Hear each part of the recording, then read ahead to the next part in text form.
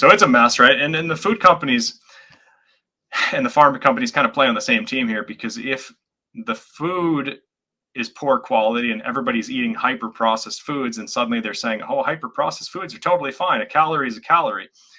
Well, then if people like, a calorie is the stupidest thing you've ever heard, right? If you think about it, I mean, if you just eat sugar and let's say you eat 2,000 calories a day, you'll have diabetes in no time.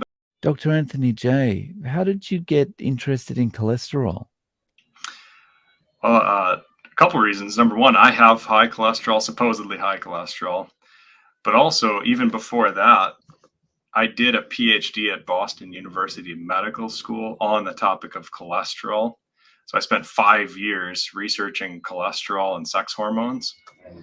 So that's literally all I did and all I thought about for 5 years. And initially, I used to be, kind of conventional about the whole thing, just like everybody else, because that's just my training and that's what I thought and that's what everybody thinks, because everybody's trained the same way. It's a cookie cutter training. They bring you into the morgue during medical school and they take out plaques in people's arteries and they show you that these plaques are made of cholesterol and look at how bad cholesterol is. And one of the emphasis points that they always have in medical school is hypercholesterolemia. And they talk about the people that won Nobel Prizes discovering hypercholesterolemia and how statins are amazing and life-saving. And they used to define hypercholesterolemia as people with like outrageously high cholesterol. But actually what they've done more recently is they've lowered and lowered and lowered the definition of hypercholesterolemia. So they basically include anybody who eats red meat as somebody who has hypercholesterolemia. And it's a bit of a propaganda move. And a lot of doctors aren't aware of that. And they're not even aware, in fact, that in the 1970s and the 1980s, the normal range for total cholesterol used to be 300 and below, or like 100 to 300. And they literally dropped the normal range down to 200 and below as soon as they invented statins in 1987. That was not, based on some research study that was like the magic number is 200. That was just based on pharmaceutical influence. So there's a lot going on behind the scenes that I started to pick up on. And one of my general hobbies throughout the years has been looking for corruption in medicine. I wrote about it in my book, Estrogeneration. I wrote a book on artificial estrogen chemicals. And I had a whole chapter. This is before COVID. I wrote that book. And I had an entire chapter about corruption in medicine and in peer-reviewed research and how you can manipulate peer-reviewed studies. So that's kind of how I got into the whole cholesterol thing. And I've done CT scans of my arteries. I have 0 plaque despite having 20 years of supposedly high cholesterol. So all of those things kind of converged into me talking about it a bit more recently on YouTube. And here we are. So, high cholesterol isn't bad? Correct. And I mean, it depends what you define as high cholesterol, first of all, because most doctors tell you you have high cholesterol and you don't even have high cholesterol. That's the first thing. And they're convinced you have high cholesterol. It's not their fault. Again, they're trained that way. A lot of doctors today are really good at test taking, and they're in fact amazing at test taking. They're really good at remembering what they're supposed to remember and spitting back what they're supposed to spit back and telling you what they're supposed to tell you. They're not really trained to think for themselves. So again, like we have this whole population of people that are really well trained to do what they're supposed to do, and that's what they're supposed to tell you. You have high cholesterol. They think that. So first of all, high cholesterol isn't bad, because most people that are told they have high cholesterol don't have high cholesterol. If you're 250 on your cholesterol, you don't have high cholesterol. That's the first thing. The second thing is, if you're starting to get above 300 on your cholesterol, you might have high cholesterol, you might not. For the most part, it's a bit of a red herring. People are chasing this cholesterol thing, and blood sugar is much more damaging to your arteries, and high insulin and insulin resistance and metabolic syndrome, and homocysteine, much more damaging to your arteries if that's super high. Ferritin, some people have genetic issues with ferritin, much more damaging to your arteries. So, you can have high cholesterol and it can be bad, If your blood sugar is bad, your ferritin's bad, your homocysteine is bad, your CRP is bad, on and on and on. But you can also have high cholesterol, and all those other things are good, and there's nothing wrong with that if you're eating a high fat diet, because cholesterol is transporting more fats around your body's burning more fats. That's a totally normal situation. But once again, the doctors are going to tell you that you have high cholesterol in that situation, and they're going to be really scared because they thought 250 was high. Now you're coming in at 350 because you're eating keto, or 450 or even 550 in certain cases. And I know people that are literally 550 on their total cholesterol for 10, 20 years, zero plaque in their arteries. So if cholesterol was in fact such a demon and so bad for your arteries, how could you possibly survive a 550 for 20 years with zero plaque in your arteries? It doesn't even make sense. So again, a lot of times cholesterol is more of a distraction. But here's the problem, right, Dave? If you're a binge drinker, that raises your cholesterol. So if you're a life insurance company, it makes sense to kind of look at cholesterol and say, oh, look at that, his cholesterol's high, therefore it kind of correlates with health problems from binge drinking. Smoking cigarettes raises your cholesterol, so it does correlate with that. There's other things that can raise your cholesterol that are obviously bad for your health. And so life insurance companies have picked this up because they're assuming everybody's eating the same, right? They're taking a population of millions of people and they're saying, okay, let's assume they're all eating American diets. They're all going to the gas stations and getting Doritos and donuts and eating at McDonald's occasionally and whatever. They're just assuming everybody's eating kind of a standard American diet, which is terrible for everybody. But then they're comparing everybody's cholesterol and using that to kind of help them determine who's binge drinking and who's smoking and things, because people lie about that stuff, right? Like on your life insurance policy, if they ask you if you're a smoker, you're probably going to say no, whether you're smoking cigarettes or not, at least in America. So they have to have certain ways to detect, health outcomes for life insurance purposes. And because a lot of people would say, well, why would a life insurance company use cholesterol as a metric if it's such a bad metric? And it's like, well, it's because it's a good metric for binge drinking and smoking and some other bad habits like lack of sleep. If you get super poor sleep, your cholesterol goes up too. So cholesterol does mean something in certain situations, but doctors take that and just blow it way out of proportion. And again, it's not their fault. It's just their training. That's why they all do the same thing, right? Like everywhere you go. And America has such an influence. The pharmaceutical companies are multi-billion-dollar companies with bigger GDP than entire countries. So of course they've influenced Australia and Canada and New Zealand and Europe and on and on and on. I mean, their patents, they go out and run around and get patents in all these different countries, right? So they have huge influence internationally. So even if you go to different countries, they say the same thing. It didn't used to be that way, but unfortunately that's the influence, and that's the problem you run up against. So there's a few things that stick out to me about what you just said, but one thing that really hits me is think about, doctors are really good at following guidelines, or doctors are really good at remembering things. When I was growing up, I had a lot of respect for doctors in as far as I thought if there's something wrong with me, I go and talk to the doctor. The doctor's going to ask lots of questions. The doctor's going to really try and dig down and understand what's going on. And it feels like that's changed. Yep. Is that there has been a shift, right, over the years from 100%. the doctor wanting to know what was wrong to the doctor just wanting to get the answer and give you a prescription or something, right? I think so. In fact, somebody was literally I was asking myself, did I just talk to you yesterday? Because I was just talking to somebody yesterday about the same thing. And I don't think we've ever talked before, right? But somebody was just telling me this exact same thing yesterday, because that's their experience. They remembered when the doctors would ask a bunch of questions and really dig deep and try and figure out, they called it sleuthing, right? Like they were sleuthing to find the answer and really trying to figure things out. But now the training is more, here's the symptom, here's the drug you give people, right? They're trained today. Doctors are trained as pharmaceutical sales reps. They're just selling prescription drugs at an advanced level professionally, and that's their licensing. And again, that's what the training is, disposes them to do with a basic understanding of biology, but not a super deep understanding of biology. And a good example of that is hormones, right? Because I also specialize in hormones. And if you're a professional medical doctor, or you know a professional medical doctor, and you ask them about birth control, they know a lot about birth control. They know different brands of pills. They know different side effects. They know what the active ingredients are. They know the milligram doses. I mean, that's a lot of nuance.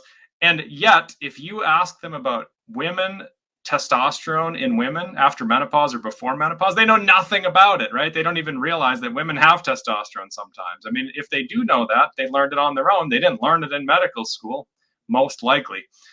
And what's really crazy in that context, women have higher testosterone than estrogen their entire lives. Most doctors don't know that. Most people don't know that. If you change the units, the problem is on the blood tests, the units are different. So it's hard to do a head-to-head comparison. But if you do the math and you change the units, testosterone is higher in women than estrogen, for example. And again, doctors should know that. They should know how important testosterone is for women after menopause and before menopause, but especially after menopause when it tanks. And of course, men, everybody knows low testosterone for men is super important, but your doctor knows less than you do about it, probably, like less than most people, because they didn't learn about it in medical school. In fact, the pharmaceutical companies demonize testosterone because if you optimize your testosterone, you usually phase out a bunch of prescription drugs. You get off your blood pressure drugs, you get off your depression drugs, you get off your arthritis drugs in a lot of cases, right? Your bone density improves if you're a postmenopausal woman, so you get off all the bisphosphonates and all that nonsense. So it's all about prescription drugs in the medical training system. And again, they're trained as pharmaceutical reps. It's unfortunate, but that's part of the problem. In the cholesterol thing, it's the statins, right? It's just statins. These cardiologists, they know everything about all the statins. Some of the side effects, they don't emphasize them, but they kind of know in the back of their mind some of the side effects and things, but they think it's all positive. And again, it's a sales tactic, right? Like you think positive, you push the positive stuff. Like if you ask doctors about birth control, they're not going to tell you it increases weight, it causes women to get fat in a lot of situations. They're going to push the positive stuff. Same with vaccines, right? They're not going to tell you about all the heart problems and stuff. They're going to push the narrative that they're getting told. Same with statins. So it's become like a sales representative who's just trying to sell something, and it's literally harming people's health. That's the outcome of the system that we've got now. Yeah, well, that's what really stands out to me. Marketing, sales and marketing is one thing when it's just about extracting money from someone's wallet. But when it's extracting that money at the expense of their health, that becomes a different thing. Yeah, and it's gotten so deep that they've influenced the peer-reviewed research publications and everything. So there's a woman named Marcia Angel. It's M-A-C-R or M-A-R-C-I-A. That's her first name, Marcia, and then A-N-G-E-L-L. Like she's an angel from heaven, but she's got two L's. And she used to be the chief editor of the New England Journal of Medicine, right, for 20 plus years.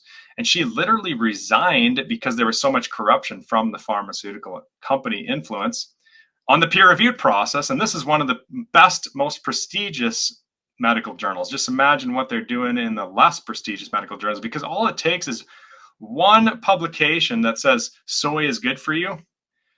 Even if you have 10 publications that show that soy is bad for you, all it takes is one, and all of a sudden you get all these, PhD scientists, and basically you influence the whole herd mentality to kind of start saying, oh, but look at this study. This recent study is new data and new knowledge. And it's like, well, no, it's not. It's just corruption. I mean, you pick your peer reviewers. When you publish a peer-reviewed study, I've published a bunch of them. The medical journals make you select your own peer reviewers, right? Like when you're submitting the online form, you know how like you have to go through and type in your name and type in whatever. You literally have to tell them who your top 3 peer reviewers should be. And you can't skip that step. You have to tell them who's going to peer review your paper. And of course, what they're looking for is PhDs and MDs behind the names. That's all they're looking. You can have your best buddies peer reviewing your paper and putting an incredibly positive spin, and you can pretty much get whatever you want published. So there's that, right?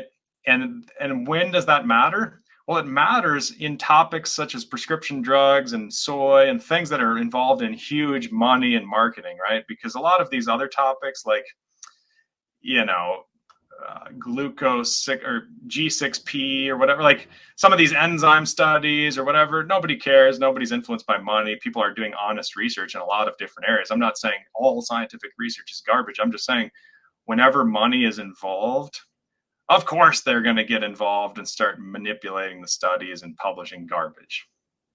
Yeah, because they've just it's just set up so that it's such a volume thing, right? Once the doctors start recommending it, it's just everyone's on it, right? Yeah, for sure. I mean, it's a giant system, and anytime it's like the government, right? When you start making changes in the government, it's usually like 10 years too late because it's such a giant corporation. I mean, think of it as just a corporation. Like if IBM tries to do something, it takes them a long time. They have a lot of paperwork, a lot of red tape.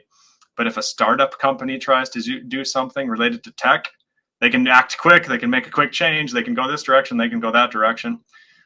Medicine has become such a monster company, and it is a for-profit company. Even if some of the hospitals run as a non-profit, is still a for-profit institution, massively influenced by the pharma companies, which are obviously for-profit.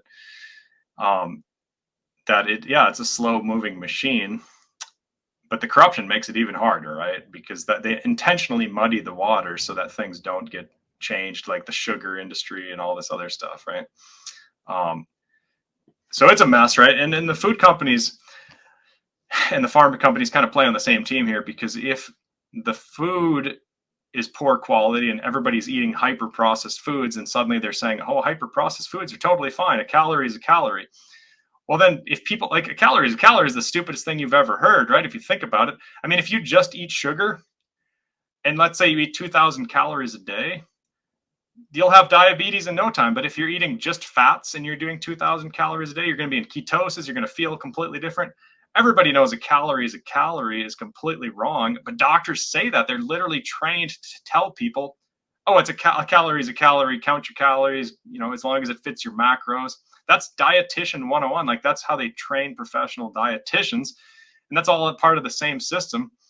And so again, they're on the same team here, and it's big money, it's big corruption, it's at the expense of people's health, like you said, and like I said earlier, and it's basically gotten to the point where people have to take matters into their own hands, in my opinion, and have some self-awareness, some self-knowledge about their health, and honestly, look to what your ancestors were doing for thousands of years, right? That's why there's studies on these hunter-gathering tribes, like the Hadza tribe and things that just eat meat and drink blood and stuff. I mean, their cholesterol is super high, almost no heart attacks, almost no heart disease in those tribes. And honestly, the heart disease that we do find in those tribes is because they've brought corn in and stuff recently. They've started bringing modern grains into those tribes. And now they're starting to question, oh, look at they have high cholesterol. And now look at their heart disease going up. It's like, yeah, that's because you brought grains in. They always had high cholesterol. So it's a mess, It seems like that plays out all around the world. All these kind of indigenous cultures. As soon as that we start introducing, hey, just have these Kit Kats, no problem. That's when the problems all start. Exactly. They're addictive, right? Mm. And like the Philippines is a good example. When they brought industrial plastic into the Philippines, breast cancer increased over 500%, right? So they didn't used to have everything plasticized and plastic bottles and plastic. And this, 10 years later, breast cancer is blown up.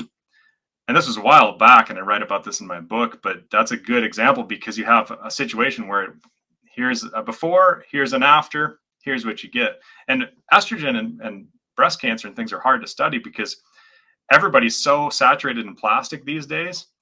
If you add a little bit more estrogen from soy or something like that, it's hard to even see a difference because we're so saturated out already. And then you get these people saying like, look, I looked at the soy research and there's no difference. Like, yeah, because people are saturated with estrogen already. But if you go to before and after, and it's a hard situation to find, but it's a disaster. And then what do they do? Well, they raise quote unquote awareness for breast cancer by passing out pink ribbons and making a whole bunch of money on that. And what's their goal with all those billions of dollars they raise from breast cancer? It's not plastic elimination. It's not fragrance elimination with all these fake estrogen chemicals in the fragrances. It's drugs. Let's make more drugs with all this nonprofit money.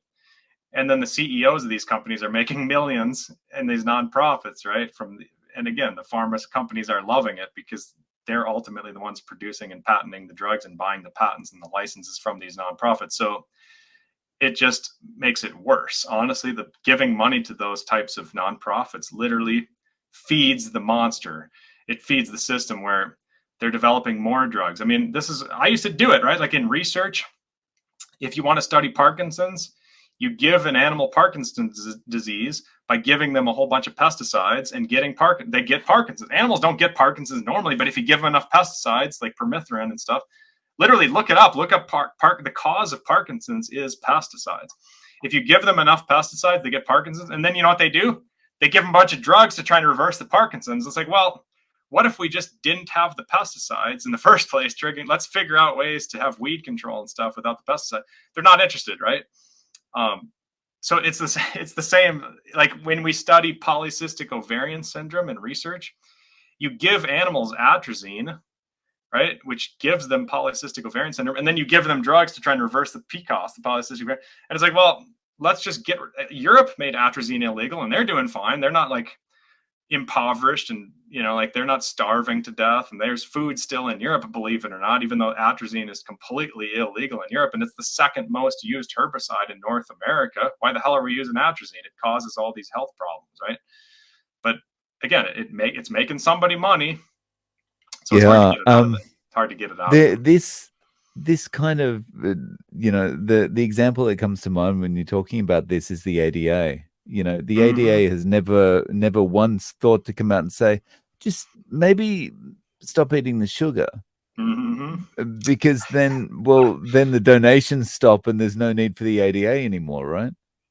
I know. In fact, yeah, I know Ken Berry recently has been calling for the disbanding of the American Diabetes Association. I have too. I've been calling for the American Heart Association to be disbanded as well because they're full of corruption. And I've done videos on exact situations on why I think that. And yeah, it's a joke, right? I mean, they're literally recommending Lucky Charms, like the brand of cereal that has literally pure sugar marshmallows and stuff in it, over red meat, right? And they've been demonizing red meat for a long time. And it's like, if anything, people should be leaning more carnivore, tending to eat more carnivore, more red meat. But this is the problem with the whole cholesterol debacle, because if you think cholesterol is bad, then of course you think red meat is bad, because red meat does raise your cholesterol. There ain't no doubt about that. If you're eating a lot of red meat, your cholesterol is going to go up. And so that's the problem with, if you have a philosophical idea that's flawed at the foundation level, then everything that you deduct from that foundation is flawed all the way up, right? It doesn't matter how far away from that foundation you go, it's all flawed, it's all messed up. And that's the problem with the cholesterol foundation. If you build a foundation of health, quote unquote, health optimization on the idea that cholesterol is bad, then you get into all kinds of nonsense saying like, oh, this supplement is good. And then you're like, why is it good? Well, because it lowers cholesterol. You know what I mean? And then all of a sudden, like, oh, this one is good too, or this one is good too, this one's good too. And then people are buying all these ridiculous supplements because they lower cholesterol, thinking they're good for them because people tell them they're healthy for whatever reason. And it's like, well, they're not healthy. They're just lowering your cholesterol. In fact, that's a bad thing most of the time, because your sex hormones are made from cholesterol. Your testosterone, yeah, that's made from cholesterol. So if you start lowering that cholesterol, it's very parallel. Your sex hormones go down. It's a problem. So I heard you talking about this in one of your videos. Just to explore this a little bit more, like there's so many doctors and cardiologists out there on Twitter that are saying, if your LDL is above 50, get it down at any cost, or above 70, get it down at any cost. Whatever you got to do, get it down. And like, it's not a nuanced directive. It's just get it down. what are the consequences of getting your cholesterol or your LDL to that point, like below Yeah. 70? Oh yeah. Well, what's really crazy is those same people think testosterone is bad for you, and they think it's toxic and whatever. Because back in the day, like when my dad was trained as a medical doctor, they taught him that testosterone causes heart disease. That's what they taught him. Testosterone causes heart disease. And it's funny, the only reason they taught that was because testosterone raises your cholesterol. So they assumed it caused heart disease. They never did a study. They just said that to people, and they taught all the doctors to teach that. And they finally did a study with over 80,000 people, and they found the opposite. Testosterone protects you against heart disease. Higher testosterone is extremely protective. Even testosterone replacement, far less heart disease. And yes, it does raise your cholesterol, right? And what you find when people have low LDL and they crash out their LDL by going vegan and stuff like that, they always lower their testosterone. And yes, you can find isolated situations where people raised their testosterone by lowering their cholesterol because they got off booze and they got off the junk food and they got off all the nonsense. But that's they would have done even better to include more meat and more saturated fat in those same situations. But again, a lot of people don't understand the biology of where the testosterone is coming from and how it's made. And but yeah, the LDL, it's just it's a transport system for fats. It's energy. You're getting energy around your system. The thing is, there's really two major energy sources in our body. I mean, if you want to count creatine, you could say there's three. If you wanted to count ketones, you could say there's four. There's different micro energy reserves, but the macro energy levels, there's really just two. It's sugar and fats. You're either burning sugar or you're burning fats. It's basically that simple. And of course, that's glucose. And then fats, it's a little more complicated because there's palmitic acid and there's all the MCTs, right? Like the eight carbon fatty acids, and then 10 carbon fatty acids, the 12 carbon. But most of the fats in humans are 16 to 18 carbons long. And fats are just really clean energy, right? Whereas sugars are just really dirty energy. And if your body is burning sugars, you don't need LDL, you don't need much cholesterol. And I'm sure you've seen the Oreo cookie experiment, and hopefully everybody has, with Dave Feldman and Nick Norwitz and the boys at Harvard. And they literally found that a dozen Oreo cookies a day, if you eat a dozen cookies a day, it lowers your cholesterol far more than statins and far quicker than statins. It doesn't mean it's good for you. In fact, it's terrible for you, but it's a good proof of concept that if you're loading your system up with a bunch of sugar and you're teaching your body to just burn a bunch of sugar for energy, again, dirty energy, but it is what it is, then you don't need that much cholesterol. Why would you have high LDL if you're burning sugar? So what they're really doing is they're really telling people, indirectly, they're telling people to eat more sugar, eat a higher carb diet, eat a low fat diet, teach your body to burn sugar. And what does that do? Of course, it leads to diabetes, it leads to metabolic disorder. And the problem is, younger people can kind of get away with it, right? Like when you're young, your metabolism is high enough where you can eat a little bit of sugar and kind of get away with it. I mean, yeah, even kids now are getting diabetes. It's becoming outrageously problematic. You probably remember, Dave, back in the day, they didn't call it type 2 diabetes. They called it adult onset diabetes because kids didn't get it, right? That's right. Yeah. Yeah, it's because kids have a high metabolism. It's almost impossible to give a child type 2 diabetes because you have to feed them so much sugar and so many carbs. And that's what we've done. We've successfully gotten kids to get diabetes by just pounding so much sugar and so much candy and so much soda.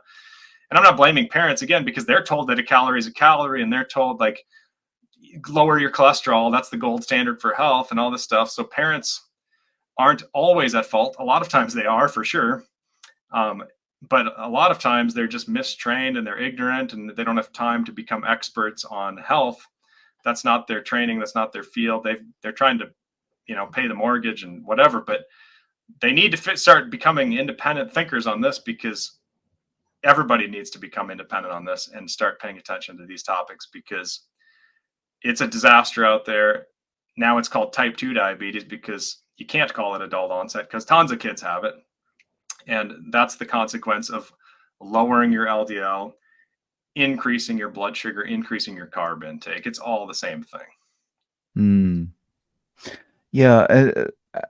it's kind of scary to think, unless you're the type of person that questions a lot of things, um, and you're just going with the flow, it's very hard for the if you want to call it the average person to navigate this system, right? Because they're Hmm. up against all these people who are traditionally authority figures and Hmm. traditionally like the people you look up to and knowledgeable, saying, take this drug, take this drug, take this, do this. That's okay, no problem. Just eat less, move more. Hmm. What do they do? How, like, how can more people break out of this kind of, I don't know, indoctrination, if you want to Yeah. call it that? Well, some of it's just the recognition. It's just waking up to the fact. I mean, once you once you change the way that you approach your thinking in terms of authority figures being correct on everything, once you wake up to this problem, it's very holistic. It's very freeing.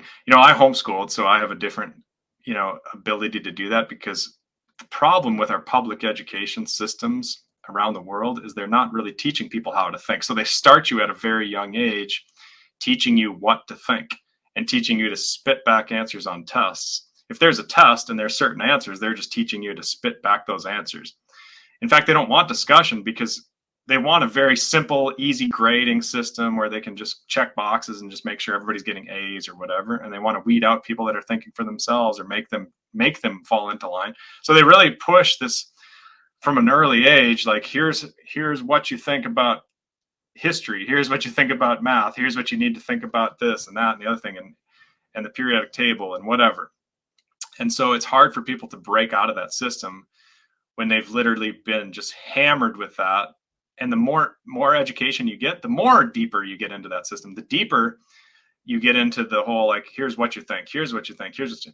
So that's the first problem, is just waking up to this lack of thought, this training. It's training, it's not education, right? um, and I homeschooled my own kids, so that's a pretty extreme way to do it. And in some countries, that's literally illegal. But in America, it's actually very popular and very common. But that's what I did, and that's what I do.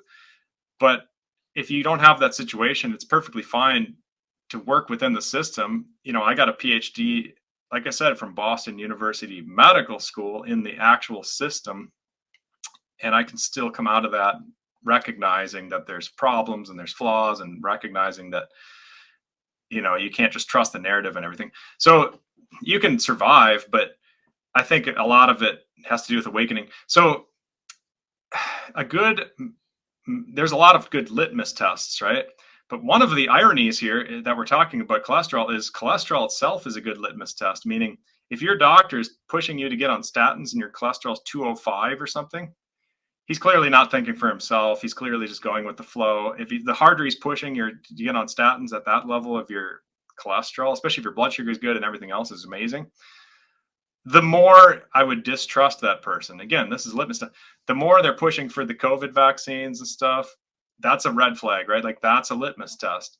And you can look back on people's history. Like I've done YouTube videos on this stuff in the middle of the masking shenanigans and all that.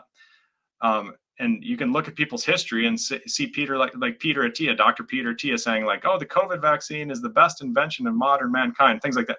Like people have online histories that you can go to find trustworthy sources to kind of try and decipher whether somebody's been trustworthy, whether they're going to continue to be trustworthy, hopefully. How much pharmaceutical influence do they have potentially? How much connections do they have with these organizations and these institutions that are all part of the same organization? So those are some of the ways you can start to, determine who's on the side of like thinking for themselves and who's just being bought and sold and is just pushing more pharmaceutical drugs or more supplements. Honestly, there's a lot of money in supplements too. So you just have to be aware. It doesn't mean supplements are bad, doesn't mean drugs are bad. But I think those are some of the ways that can help people think. So you mentioned there if the doctor is kind of like your cholesterol's 205, getting a statin. In your video that I watched, you had like a graph that showed kind of the um what leads hazard to higher ratio. mortality. Yeah. Exactly. So actually lower cholesterol was more likely to lead to or be correlated with a high level of mortality, right? Exactly. Mm. And in fact, I wonder if I can share screen on this thing with my, let me just, it looks like I could share screen here, huh? For people Mm. watching the video. Um, Windows, share screen. I gotta expand my screen here, but yeah, share screen, perfect. So it's starting to share. Yeah, you can see this, right? Yeah. Total cholesterol, all-cause mortality, 12 million people. And by the way, there's other studies that show this exact same thing. But this is the one I showed on my video, and this is the one you're referring to. This is figure 2, a summary graph of what they found. And men and women hazard ratio total cholesterol, right? This is what you're thinking of. And hazard That's it. Yeah. ratio, yeah, hazard ratio just means hazard of dying. Like, you don't want a high hazard ratio, obviously. That means you have a high risk of death. And you know what the irony here is? The optimal range for your total cholesterol is 180 to 280. I mean, you just look at the graph, it's very obvious. So 280 is totally fine. If you're getting a 280, that's literally the optimal range for just an average person. Now, the average person's not doing keto, they're not doing carnivore, they're not eating a super high fat diet and things. So obviously this changes. There's nuance here based on your genetics, based on your context, situation. But just in general, 180 to 280 is amazing. And you start getting lower, and that's a much higher hazard ratio than 300, meaning if your cholesterol is 110, it literally doubles your risk of death. And what's really crazy, if you go to this graph, you see where it says, it says mean TC, meaning like the average total cholesterol. This is just an average amongst the 12 million people they studied.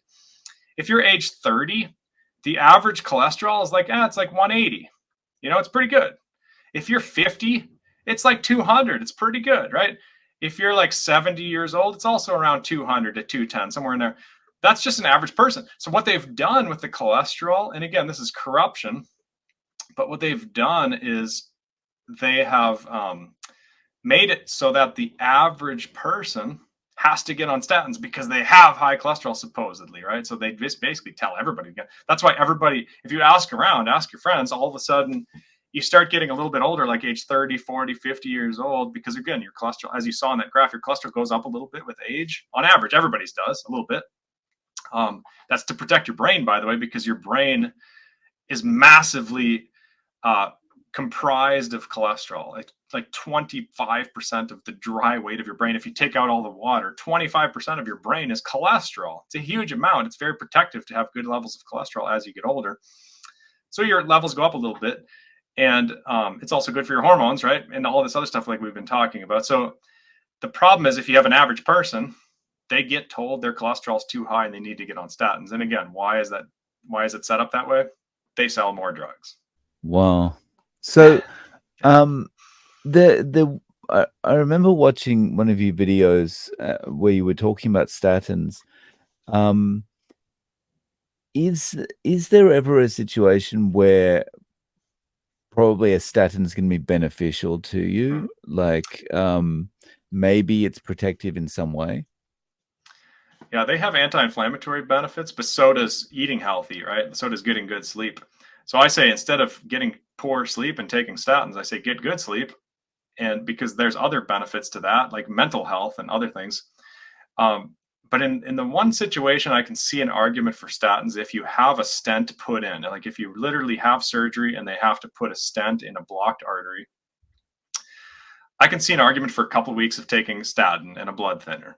Just be extra safe, keep your cholesterol a little extra low, because cholesterol does physically heal your arteries. If you have damage in your arteries, cholesterol comes and fixes the damage, right? It gets laid down into those arteries. That's why you physically see it in plaques, right? If you do an autopsy and you take out the plaque, a large percentage of the plaque is cholesterol. There's no question. Crystallized cholesterol. And it doesn't cause the plaque. It's not the thing that started the plaque. It's not the thing that damaged the arteries, but it does come into play. So if you happen to have plaque in your arteries and they put a stent in and expand the artery, for a couple of weeks, it's probably good to keep your cholesterol extra low, just just so that your cholesterol doesn't come and try and lay down a bunch more new plaque over that stent, right? And that's a temporary thing while your body's adjusting and you're in a state of inflammation. And that's a real unique situation.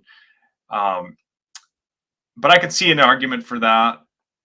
I could see both sides. I could see people presenting other arguments to counter that. But again, like I take the side of like, sure, let's do a statin in that situation. I'm okay with that. I think that's a good idea. And blood thinners also, especially baby aspirin. I'm not a huge fan of like heavy duty blood thinners.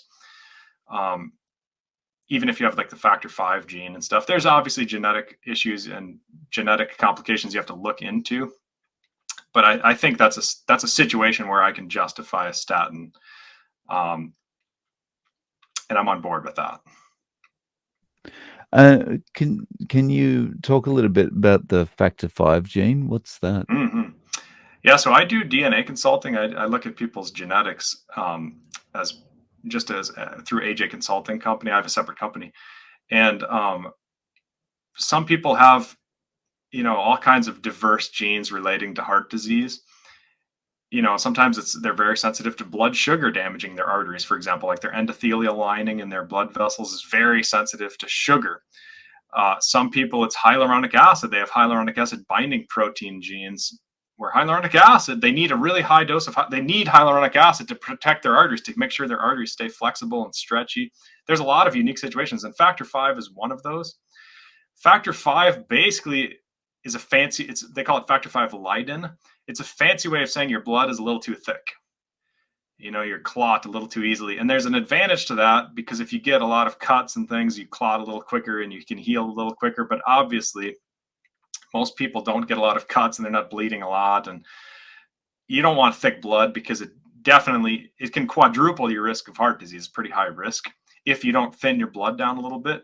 So what doctors do in modern medical context is they wait until people have heart attacks at young ages, sometimes age 40 and things. And then they say, oh shit, you have factor V. Like then they do the testing and then they put people on warfarin or Coumadin, which is literally the active ingredient in rat poison. It's very heavy duty prescription blood thinner, not found, not natural at all. It's just some synthetic drug that thins people's blood. The problem with that is they tell you can never get off that for the rest of your life. You're at risk of all kinds of crazy side effects. It's rat poison, right?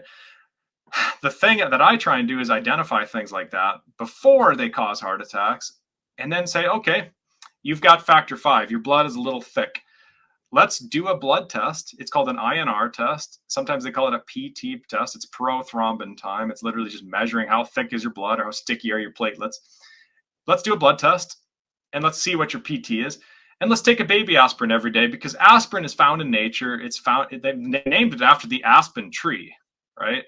It's found in willow bark and stuff. I'm not opposed to taking a baby aspirin every day in this very unique situation. Not for everybody, that's absurd. Just for factor V. And then let's do a PT blood test and see if your blood is still too thick. And maybe you're perfect. Like usually, that's perfect. You're right in the middle of the range. You're doing great. Your blood's amazing. But maybe your blood is still too thick. I've seen it where people take a baby aspirin with their factor V gene and they're still a little too thick. Well, then curcumin is awesome. Ginger is awesome. Ginkgo is awesome. There's supplements. If you overdose ginger or curcumin or ginkgo or grapeseed extract, if you overdose those, you thin your blood too much. Like if you're taking scoops of curcumin, I had a friend do this one time accidentally. He was literally putting curcumin in his protein shakes and he thought it was healthy. And he was scooping it in like protein powder and he got a cut and it wouldn't stop bleeding for a long time. He thinned his blood too much. It was dangerous. Those supplements are good for you, but if you take too much in that situation, it thins your blood. So that's a sign that those are a good tool. If you need to thin your blood a little bit, maybe take a little extra curcumin, a little extra grapeseed on top of your baby aspirin, retest your prothrombin time, and then let's see if we've neutralized the factor V with healthy, beneficial supplements instead of something with nasty side effects, right? So that's my approach with genetics is to look at people's unique genes, try and find landmines that might be hidden in there that we can prevent. And then you don't have to go to the doctors with a heart attack and get on a bunch of wacky nonsense that you're supposed to stay on for the rest of your life. Wow. So, and those supplements you're talking about, like curcumin and that kind of thing, does that work in pretty much the same way as aspirin does? Aspirin changes the platelets, or Yep, exactly. yeah, Yep. Um, and a lot of them aren't super well studied. Why? Because they don't have any drugs. They're not making any money on them. So that sometimes the mechanism isn't super well understood. But at the end of the day, if your prothrombin time is amazing, I'm happy. Your heart disease risk is basically mitigated from that specific mechanism. And then we have to move on to other things like blood sugar. Because remember, hemoglobin A1C, it's just common blood test, HA1C. That's a measure of how sticky are your blood cells, right? Your hemoglobin has sugar attached to it because you have too much sugar in your blood. And, that can make your blood a little thick and sticky and nonsensical too. So that can exacerbate factor V. There's other variables too. So sometimes it's genetic, sometimes it's lifestyle. And my job is to kind of holistically look at everybody's DNA in that context and say, okay, here's this gene. Here's what you're doing wrong in your lifestyle right now. Even though you have good genes for diabetes, you're still eating too many carbs and your hemoglobin is full of sticky nonsense, sugar, too much sugar on your hemoglobin. And that's amplifying this even more. So things like that I factor in as well. Um, so yeah, it's always kind of multifactorial. But at the end of the day, to answer your question, if your prothrombin time is awesome, then we're getting it at the mechanism. We're figuring it out at that level, at the mechanistic level, at the cell biology. one of the things I heard you talk about as well, just back on the cholesterol point. Um, you said that there can be, I think you said there can be an issue with fasting and raised cholesterol. If the time that you've been fasting is longer than a certain number of hours, is so if for example, if I was fasting for 16 hours and then I go and get my cholesterol checked, is my LDL likely to be higher than it otherwise would be? A little bit, but the big thing is your triglycerides can influence your cholesterol check because um, obviously, like your total cholesterol is HDL, LDL, and triglycerides, right? It's not just your HDL or LDL. And triglycerides can really change depending on how fasted you are. So if you just eat a meal, your triglycerides can literally be like 600, pretty easy. But if you fast for 12 hours or 14 hours or 16 hours, your triglycerides can be like 50, in the same person, right? In the same day. And so obviously that's going to totally change your cholesterol number. The other thing is if you exercise, it massively changes your triglycerides. So if you go and do a blood test right after you work out, you got to be careful because your triglycerides is going to be super high. It's going to blow up your cholesterol number and mess up the doctors because they're not going to know how to interpret that. They're not trained to know all these nuances. But I think generally what I try and do is just be consistent. When you do a blood test, like even for testosterone, I try and go in there at 9 a.m., like try and get my blood drawn at 9 a.m. every single time. I don't eat dinner. After I don't eat snacks in the evening and stuff. So you eat at 6 p.m., try and always eat at 6 p.m. in the future on blood tests. Don't overtrain the day before a blood test. Try and have a light day. If you exercise or something, that's great. Don't overdo it. Just go for walks, do a little biking, a little rowing, do a little something, but don't overdo it. Not even within a question. Make sure it's not even questionable that you're overdoing. And of course, get good sleep. And if you get poor sleep the night of a blood test, just postpone the blood test. It's not worth it. Maybe it raises this, maybe it lowers this, maybe it raises that, maybe it lowers that. Who knows? Who cares? Just postpone the blood test. It's not worth wondering if you've got some values that are messed up because of stress, lack of sleep, overtraining, too much exercise. A sickness like a cold can mess up some of your numbers temporarily. Fasting for too long or too short. So again, like there is a lot of variables for sure. And it's a really good point. And I'm glad you brought it up because people need to be consistent because once again, you need to be aware. Like, unfortunately, the general public now has to be like the caretakers of our health at this crazy deep level where we need to understand our blood work. We need to understand what changes it more than the doctors because they don't know that if you overtrain the day before, it messes up your trigs. They're just going to blame you. So it is important. And you end up walking out with 300 Drugs. prescriptions. Exactly. 100% So every time. how is your diet? I do intermittent fasting. So I skip breakfast. But again, this is a little bit unique to me and my genes, but I have a lot of gut risk genes and a lot of issues with my gut. And if I eat 3, 4 meals a day, I have just gut issues. Even if they're the healthiest meals, I still have gut issues just from too many meals per day. So I skip breakfast for a lot of reasons: autophagy, uh, adiponectin, gut healing. At lunch, I usually eat around noon, and it's almost always carnivore. I just eat meat and eggs and seafood. Today, all I had was walleye. I live in Minnesota, South Dakota, right on the border, and I literally was fishing a couple days ago with my son. I caught some walleyes. I They haven't even been frozen. They just came out of the lake a couple days ago. I ate. That's all I had for lunch with a bunch of butter. That's pretty normal for me. And then at dinner, so zero carb is kind of my personal lunchtime rule. And that works really well for a lot of people, by the way. If I eat carbs at lunch, I feel tired all afternoon. And there's actually genes that are involved in that process. Some people, it's more dramatic than other people, but I'm in the category where that's very dramatic and I don't want to be tired in the afternoon. And then finally, at dinner time, I do eat carbs. I don't eat a ton of them. Sometimes I do. It depends on my activity levels, how hungry I am. If I'm training really hard or if I'm out in the yard digging up trees or moving stuff around, doing physical stuff, I do eat carbs for sure. I have root vegetables. I'll have berries. Um, I'll have white rice. I do pretty well with white rice. But again, I've done a lot of testing with the CGM and like for example, beans. I do terrible with beans. I don't mess with beans at all. And some people do great with beans. What's really funny, Dave, if I eat leafy greens with zero carbs, my blood sugar blows up. Yeah, and that's unusual. Like it's worse than white rice. If I eat white rice, my blood sugar does fine. But if I eat leafy greens, my blood sugar jumps from like 70 to 130. And if I eat white rice, it's like 70 to 90. So everybody's a little different in that regard. I handle carbs really good, unusually good, and according to my genetics and my diabetes risk genes are pretty much non-existent. But I still don't eat them for lunch. So that's how I do. And then I try not to eat within 3 hours of going to bed. Uh, and again, I definitely cheat occasionally.